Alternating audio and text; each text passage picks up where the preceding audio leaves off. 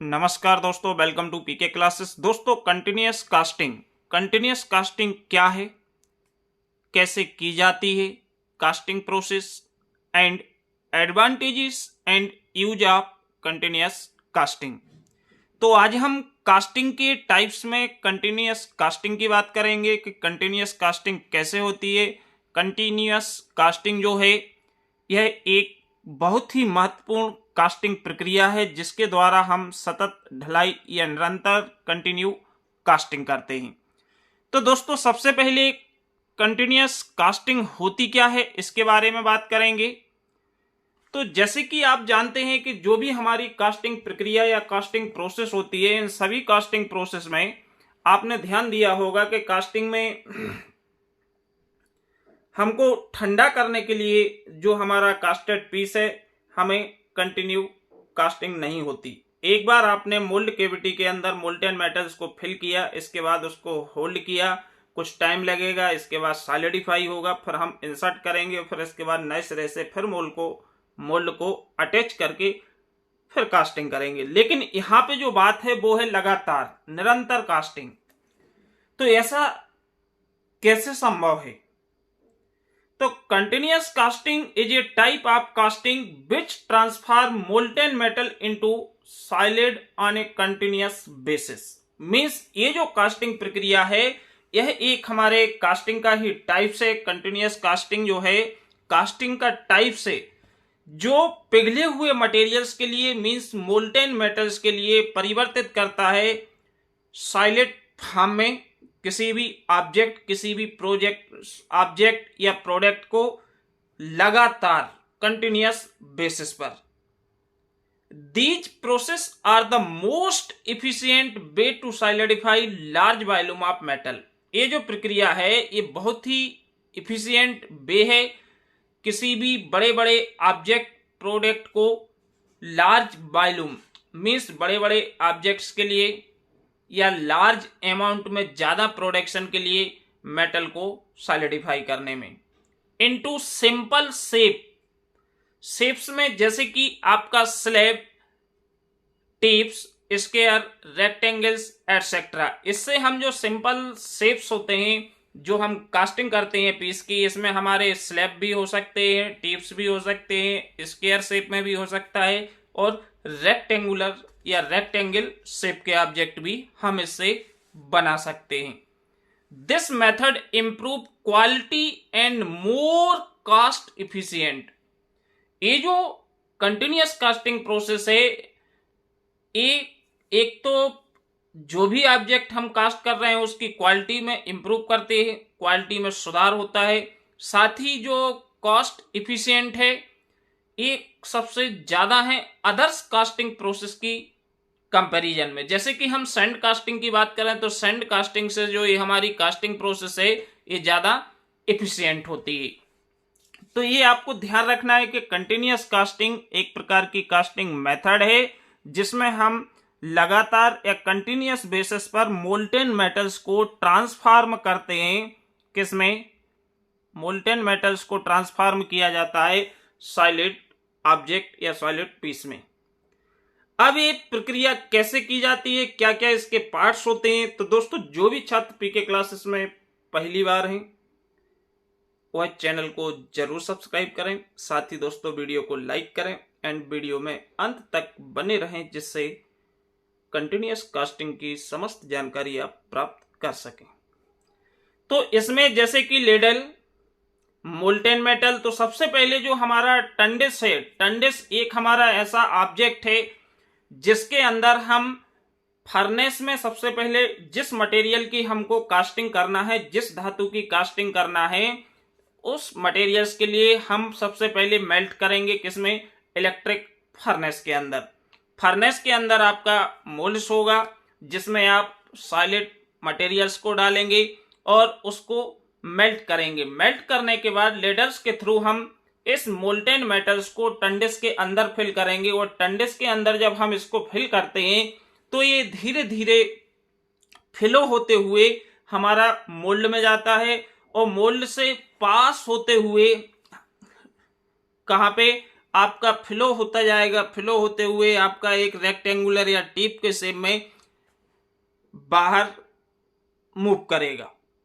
और मूव करने के बाद क्या होता है कि इसमें हमारी जो कटिंग टार्च होती है या कटिंग इंस्ट्रूमेंट होता है, उससे हम रिक्वायर्ड लेंथ के साइज में हम इसको कट करते जाएंगे। हमको कितने लेंथ की चाहिए, तो जो कटिंग टार्च है उससे क्या होता है, कटिंग किया जाता है।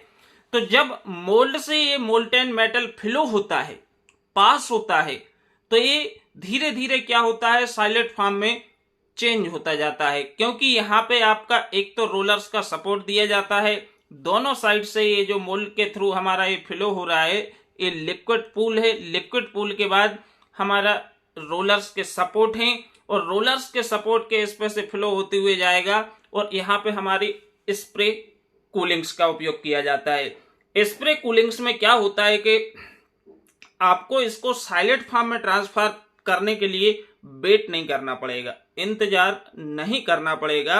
जैसे ये आपका मोल्ड से पास होगा, फ्लो होगा, तो ये सपोर्टिंग रोल्स के ऊपर से फ्लो होते हुए जाएगा। और इसी को हम क्या करते हैं, कूलिंग स्प्रे जो होता है, दोनों साइड से हम कूलिंग स्प्रे को स्प्रे कराते हैं, जिससे ये बहुत जल्दी ठंडा हो जाता है। और ठंडा होना मतलब लिक्विड फॉर्म से सॉलिड फॉर्म में ट्रांसफर होना। और ये रोलर्स आगे मूव करते जाते हैं, रोटेट करेंगे तो एक तो सपोर्टिंग रोल है, दूसरा इसको आगे मूव करते जाना। जैसे आगे मूव होगा तो एक पॉइंट पे आपकी कटिंग टार्च होती है, तो जो भी हमारी रिक्वायर्ड साइज है, उस साइज का जैसे ये इससे बाहर निकलेगा तो इसको हम कट करते जाएंगे। तो ये हमारा निरंतर जो प्रोसेस है, ये कंटिन्यू प्रोसेस चलती रहती है, जिसमें हमारा प्रोडक्शन रेट है वो बहुत ज्यादा होता है। अदर्स कास्टिंग प्रक्रिया की अपेक्षा जो कंटिन्यूअस कास्टिंग होती है, इसमें प्रोडक्शन रेट या मेटल को कास्ट करने बहुत फास्ट होता है, क्योंकि इसमें कंटिन्यू ऑब्जेक्ट को हम कास्ट कर सकते हैं। तो जैसे आप मोल्टेन मेटल्स को लेडल्स की हेल्प से टंडस के अंदर भरते जाएंगे, तो ये धीरे धीरे इसमें टंडस में भी हमारी हीटिंग एलिमेंट्स लगी रहते हैं कि जल्दी ठंडा ना हो। और ये मोल्टेन मेटल फ्लो होता जाएगा, फ्लो जिस शेप में जाएगा, जिस फ्लो रेट से जाएगा, ये स्प्रे वाटर स्प्रे करेंगे तो ये सॉलिड फॉर्म में जाएगा, और सॉलिड फॉर्म में आगे मूव होता जाएगा, क्योंकि रोलर्स हैं जो रोल कर रहे हैं, तो इसको आगे मूव करते जाएंगे। और आगे आपकी कटिंग टार्च से इसको हम काटते जाते हैं। तो इस प्रकार से जो कंटिन्यूअस कास्टिंग प्रक्रिया है वो परफॉर्म की जाती है, या कंटिन्यूअस कास्टिंग को किया जाता है। इसके बाद इसकी जो एडवांटेजेस एंड उपयोग की बात करें, तो एडवांटेजेस में it save processing time. Means यह जो प्रक्रिया है, इसमें जो प्रोसेसिंग टाइम है या किसी भी ऑब्जेक्ट को कास्ट करने का जो समय है वो बहुत कम लगता है, तो इसमें हमारा टाइम बहुत सारा बच जाता है। मीन्स कंटिन्यूअस कास्टिंग प्रक्रिया में सबसे पहला फायदा क्या है, it save processing time. Second, less material is wasted. Means जो हमारा मटेरियल है, अधिक अदर्स कास्टिंग प्रोसेस की बात करें तो इसके कंपैरिजन में continuous casting process waste less materials, बहुत कम मटेरियल हमारा खराब होता है। हाई प्रोडक्शन रेट, मीन्स ये जो प्रक्रिया है इसकी जो उत्पादन क्षमता है, प्रोडक्शन रेट है दोस्तों, ये काफी ज्यादा होता है, क्योंकि इसमें निरंतर या सतत ढलाई होती है, कंटिन्यू कास्टिंग की जाती है। परफेक्ट फॉर प्रेशर एप्लीकेशंस, ये प्रेशर एप्लीकेशंस में परफेक्ट होता है। रेड्यूस लेबर कास्ट, जो लेबर कास्ट है ये भी हमारी इसमें कम हो जाती है। और इम्प्रूव्ड सेफ्टी, इसमें सेफ्टी बहुत ज्यादा रहती है, सेफ्टी बहुत बढ़िया होती है। इसके बाद यदि हम इसके उपयोग की बात करें तो उपयोग में जैसे कि इसका यूज होता है कापर की रॉड्स, टिप्स या स्लैब बनाने में। मीन्स जो कंटिन्यूअस कास्टिंग प्रक्रिया है, it is basically use to create copper rods, tips, slabs and other shape for use in electrical applications.